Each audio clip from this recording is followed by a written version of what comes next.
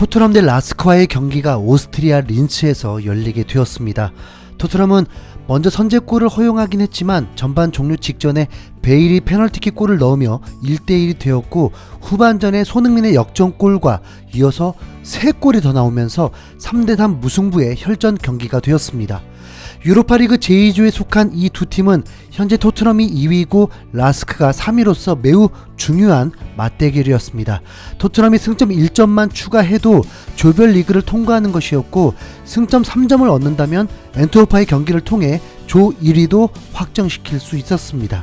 토트넘은 유로파리그 랭킹 1위이기 때문에 자존심 때문에라도 조 1위 꼭 해야죠. 반대로 라스크에겐 사활을 거는 경기였습니다. 홈 경기인데다 토트넘에게 승점을 얻어야만 토너먼트 진출 기회가 생기기 때문입니다. 토트넘은 원정 경기인데다 린츠의 현지 기온이 영하 2도였고 이미 눈까지 내렸던 상황이었습니다. 북런던 더비를 앞두고 있는 토트넘에겐 매우 조심스러울 수밖에 없었습니다. 영하 2도의 추위에서 선수들은 체력 소모도 훨씬 크고 부상의 위험도 매우 높기 때문입니다. 토트넘은 케인과 레길론, 비니시우스가 가벼운 부상으로 훈련도 불참하고 교체 명단에도 빠지게 되면서 손흥민이 최전방 중책을 맡게 되었습니다. 영국 언론들은 손흥민이 선발 출전하지 않을 거란 예상도 있었지만 무리뉴 감독은 손흥민을 선발 출전시켰습니다. 무리뉴 감독의 인터뷰는 진심이었던 게 확실했습니다. 북런던 더비의 중요함보다 현재의 경기가 가장 중요하다고 했는데 공격진을 최정의 멤버로 포진시켰습니다. 손흥민을 필두로 모우라, 베일, 미드필더에서는 로셀소, 은돈벨레, 호이베르, 포백으로 메토어티, 산체스, 탕강가, 데이비스, 골키퍼는 조아트를 출전시켰습니다. 최고의 공격진이 출전했으니 토트넘이 화력을 뽐낼 줄 알았지만 경기 양상은 완전 반대였습니다. 라스크가 초반부터 전방 압박을 하면서 토트넘은 마치 맨시티, 첼시와의 경기를 하는 듯 어려움을 겪었습니다. 팬들은 루도고레츠와의 경기처럼 완벽한 경기를 기대했지만 졸전 그 자체였습니다.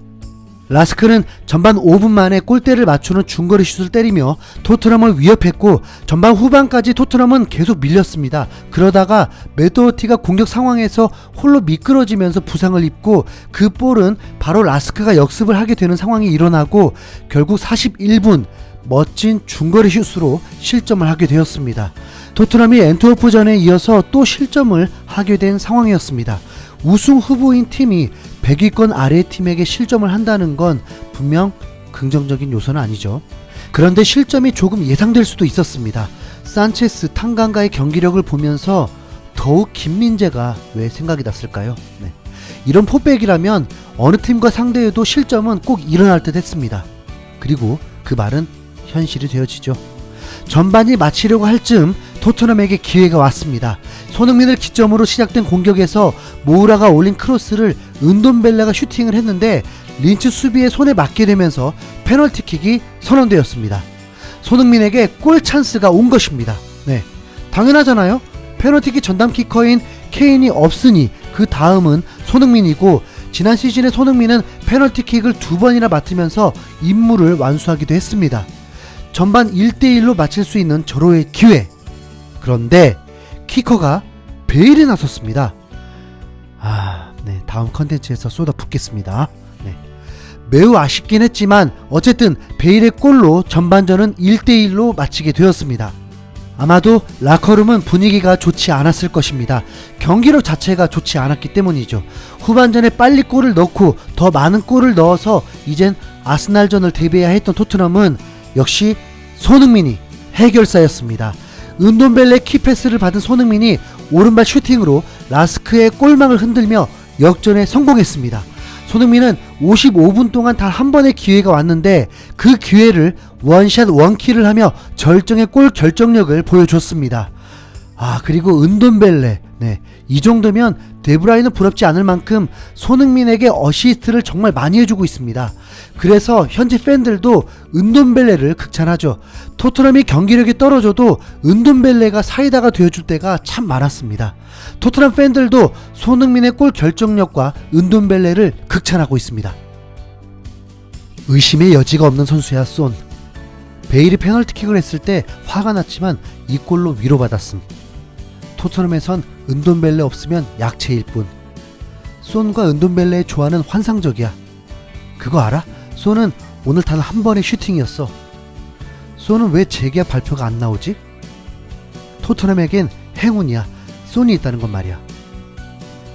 토트넘 주전들이니까 골이 나오는구나. 내가 그 찬스를 불안해했다는 게 창피해. 손이 무리뉴를 구했어. 손은 언제나 믿을 수 있어. 경기는 손흥민의 골로 승리가 가능한 상황이 되었고 무리뉴 감독은 교체 카드 5장을 모두 사용하였습니다. 손흥민도 10여 분을 남기고 알리와 교체가 되었습니다. 10분 남은 상황에서 알리가 출전했을 때 왠지 짠했는데 자, 이제부터 10분 남긴 상황에서 진짜 경기가 펼쳐집니다. 손흥민이 교체로 나가고 수비를 강화했음에도 불구하고 린츠는 82분 동점골을 성공하며 토트넘을 가만두지 않았습니다. 비교도 토트넘은 승점 1점을 얻으며 토너먼트 진출 확정을 하지만 팀 분위기가 좋았을 리는 없죠. 다행히도 토트넘은 84분에 베르바인에게 기회가 오면서 박스 안에서 린츠 수비수가 베르바인의 팔을 붙잡고 결국 넘어지면서 페널티킥을 얻게 되었습니다. 그리고 알리에게 선물이 찾아왔습니다. 사실 주전들 쉬게 하기 위해서 출전하는 것밖에 안 되다 보니 마음 잡기가 쉽지 않았을 텐데 페널티킥 키커가 되면서 깔끔하게 성공하고 시즌 첫 골을 성공시켰습니다. 박수 한번 쳐주죠. 그리고 그렇게 경기가 끝날 줄 알았는데 이 정도면 조하트 신체 반응에 문제가 있다고 봐야 합니다. 경기 종료 직전에 또 중거리 슛을 허용하면서 실점을 하게 된 것입니다. 조하트는 3골을 모두 중거리 슛을 허용하게 되었습니다. 물론 토트넘 수비가 더욱 밀착하지 못했기 때문에 기회를 주게 되었고 작은 참사가 일어난 것입니다. 경기는 3대3 무승부로 끝마치면서 토트넘은 단독 조 2위가 되었습니다. 웨스트햄전이 재현되는 상황이었습니다. 무조건 토트넘을 질책할 수만은 없습니다. 원정 경기에서 어려운 환경 속에서 추위와도 싸우며 경기한 선수들이기 때문에 충분히 잘 싸웠다고 봐야겠죠. 팬들도 비난도 정말 많이 했지만 응원하는 반응도 많았습니다. 이 경기 정말 끔찍해. 웨스트햄전보다 더 심각했어. 라스크를 상대로 3실점이라니. 괜찮아. 우린 비주전 수비수를 기용한 것 뿐이야. 조하트가 골키퍼인 이유는 다들 알고 있지? 그렇지만 최악이야. 라스크는 원더골만 3골이었어. 이 경기에 대해선 다신 말하지 않았으면 해. 6골이면 재밌어야 하는데 우울해졌어. 그들의 입김을 봐. 최선을 다한 선수들에게 경의를. 왜 손이 없으면 실점을 하지? 손은 수비수야? 아스날전에서 일어날 일은 아니니까 괜찮아. 분명 무리뉴 감독이 원했던 시나리오는 아니었을 것입니다. 최정의 공격진을 투입한 만큼 빠른 골과 빠른 다득점으로 손흥민 외 주전 선수들을 쉬게 하려고 했겠지만 영하 2도의 추위에 사투하며 체력 소모는 심했을 수밖에 없었습니다. 그래도 어쩔 수 없습니다. 이 모든 어려움을 이기고 버텨야 진정 우승의 자격이 있는 팀이겠죠. 토트넘 선수들 수고 많았습니다. 손흥민 시즌 12호 골 축하합니다. 고맙습니다.